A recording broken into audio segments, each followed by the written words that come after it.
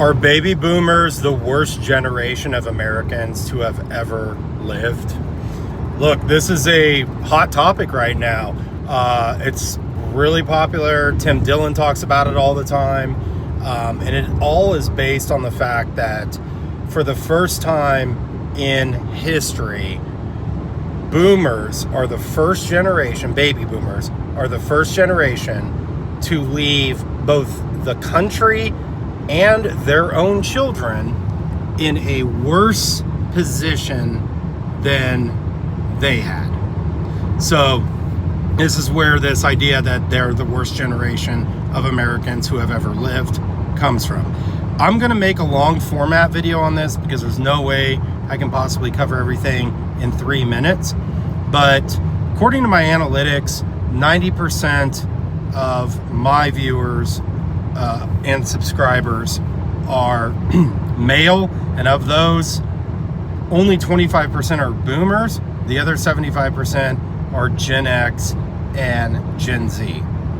So obviously, I think we're going to have a bias towards suggesting that boomers are the worst generation of Americans who have ever lived. But I genuinely and honestly want the 25% of baby boomers who do subscribe to me, I want you to respond because I want to hear the other side of this equation. So again, just from statistical fact, every generation of American has left their children better off than they were, except for the baby boomers. The baby boomers are the first generation in American history who have children that have a lower quality of life, a lower standard of living, a lower net worth, a lower home ownership rate, and the list goes on and on and on than they had. So I'm really interested in making a long format video describing why this happened and just laying it out with facts.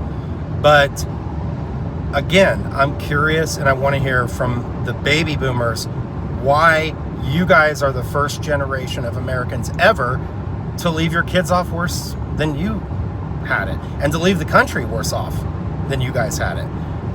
So look for that video. It's going to follow this short. I'm going to make it immediately following this short.